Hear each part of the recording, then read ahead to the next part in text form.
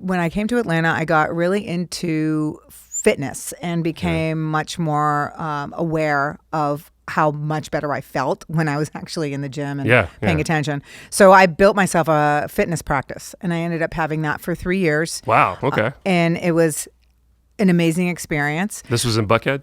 This was in Roswell. Okay. Yeah, in Roswell, Alpharetta area. Yeah. And it was right around the Olympic time, and a lot of my husband played pickup basketball with a lot of former NBA players, and they were picking up properties all over Atlanta. This is like 12 to 18 months before the Olympics. So it was you were leasing at that point when you first started your business there? When I first started, I was not leasing, no. No. But these guys would go and play pickup basketball at the gym, and they were talking about all these investments they were making and making hand over fist money. And so my husband, who was my boyfriend at the time, he came in and said, we should try this. Yeah.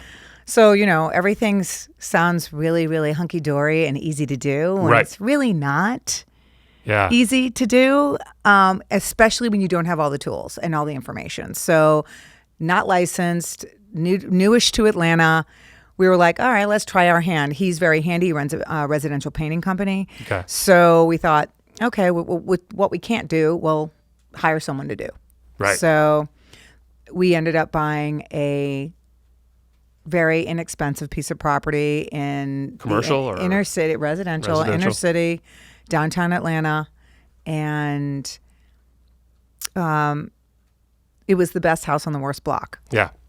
Which is what you want, right? It was, yes. No, actually, you want the worst house on the best block. You want it to be the best house on the best block. Right. And what ended up happening was we polished this really well. It looked beautiful in a short amount of time.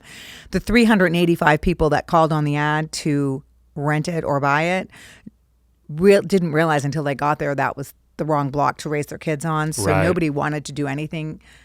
Nobody wanted to live in this house. Yeah. So I had to go back to the investor that sold us the property. And I said, look, I think you knew exactly what you were doing. I need your help on unloading this because it's just not working for us. Right. And I think I pulled on his heartstrings a little bit, and he helped us find an investor who actually grew up in the neighborhood and was already had already had investment properties with renters in it in the area. Right. So she so kindly took it off our hands for the amount of the note that we had. That's cool. I just wanted to go ahead and get rid of it. So needless to say, 18 months in the red, but what a great learning experience. Yeah, that no was kidding. my entree into real estate.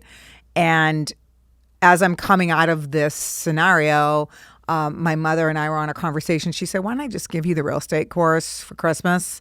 And you can see if you like this thing. Right. See if you want to move forward. And I had mentioned that I wanted to help protect other people from making the same mistakes we did. Right. So, and, the rest is history.